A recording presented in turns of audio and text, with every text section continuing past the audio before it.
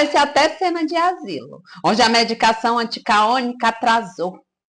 Enquanto o mito dos trouxa, o grande chefe, amarga a condenação de 27 anos de cadeia... O voto da ministra Carmen Lúcia acaba de formar maioria para condenar o ex-presidente Jair Bolsonaro por organização criminosa. A ministra continua expondo o seu voto e nós vamos ao vivo a Brasília com Júlio Mosquera.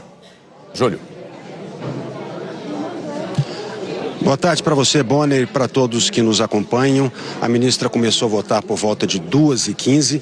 Ela fez um longo preâmbulo para falar, sobretudo, dos crimes de abolição, tentativa de abolição violenta do Estado Democrático de Direito e golpe de Estado. Falou também de organização criminosa.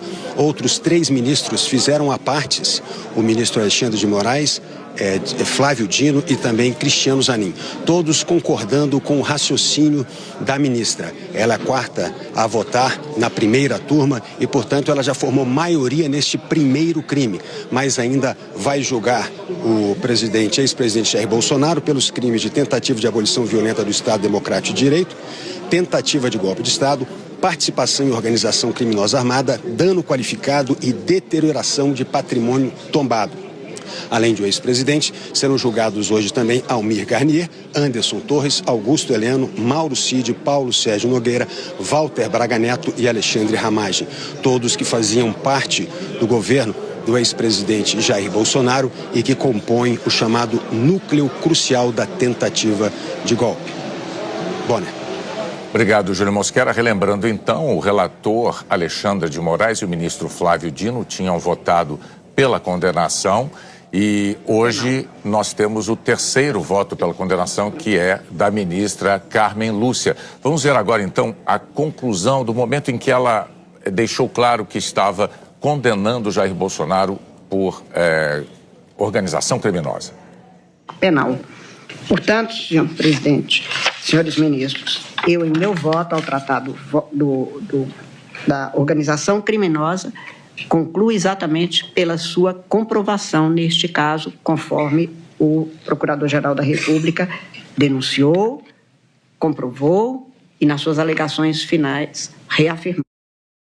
A ministra já havia dito, no início da sua exposição, que a PGR tinha conseguido mostrar provas cabais desse crime de organização criminosa. Uma sentença que soa menos como pena e mais como uma biografia. Os acólitos, órfãos de liderança e de neurônios, vagam pelos corredores do poder em completo delírio de perseguição. Eu me chamo Pietra e esse é o Brasil Explica. E hoje nós vamos dissecar o espetáculo patético que foi o surto coletivo bolsonarista no Senado Federal, depois que o inelegível foi condenado.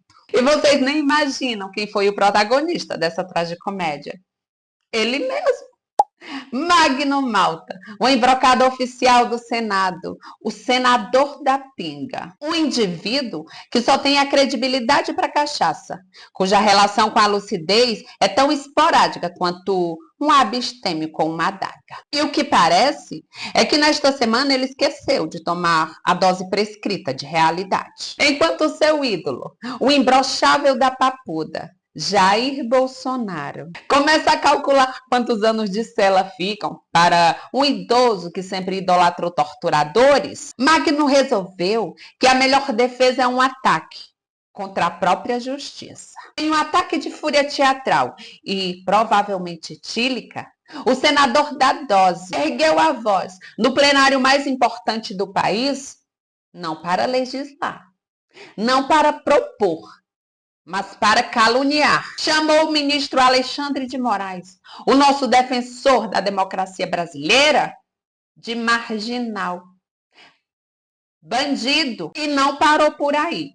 Juntamente com sua gangue de resquícios bolsonaristas, incluindo o filho do presidiário Flávio Bolsonaro e o até irrelevante Cleiton Azevedo, ele não apenas ecoou o insulto, como pediu o impeachment do ministro.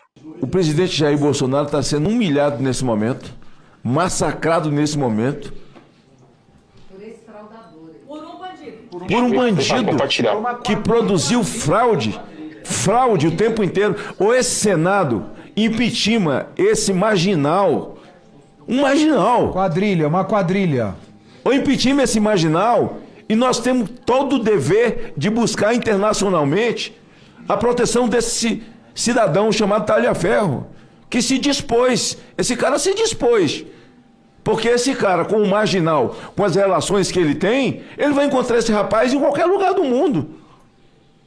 Agora, senador Girão, senador Flávio Bolsonaro, presidente dessa comissão, nós vamos convocar essas pessoas que ele falou para vir aqui para ouvir. Mas ou nós instalamos uma CPI, ou saímos daqui para procurar o Davi Alcolumbre, onde ele estiver, e reunir com ele, com esses documentos, porque não tem sentido mais essa palhaçada de não colocar o impeachment nesse cara. Jordi, você tá vendo aí por que teve uma busca na sua casa? Todas foram assim. Todas foram assim. Olha, eu só falta ver chover para cima. Eu não tenho outra palavra para falar. Por isso que as grandes emissoras, a mídia, não quis dar, Bia Kicis. Não quis mostrar. Se tivesse mostrado isso aí, o Brasil não estava vivendo o que está vivendo nesse momento. Tem medo do Alexandre de Moraes, né? A imprensa com medo do Alexandre de Moraes. Eles chamam Moraes de bandido, o adjetivo preferido deles para quem os enfrenta. Mas a pergunta que não quer calar e que eles esperam que você, espectador, nunca faça é: quem realmente está condenado por crimes? Não é Alexandre de Moraes. É o ídolo deles, o mito. A figura que eles tratavam como um Messias de armadura é, na fria letra da lei, um criminoso condenado. Condenado por organização criminosa, condenado por incitar golpe de Estado, condenado por associar-se com milicianos e rachadores de gabinete e uma extensa lista de crimes. Eles apontam o dedo para Moraes e gritam bandido, enquanto o seu líder está iminente a vestir um uniforme laranja. A projeção psicológica aqui é tão gritante que deveria ser estudada em universidade. Eles são a personificação do faço o que eu digo, não faço o que o meu chefe fez. Magno Malta, Flávio Bolsonaro e Cleiton Azevedo não cometeram apenas um deslize de opinião. Eles, do alto de suas cadeiras no Senado, praticaram calúnia e difamação contra a mais alta corte de justiça deste país. Eles usaram o foro privilegiado que possuem,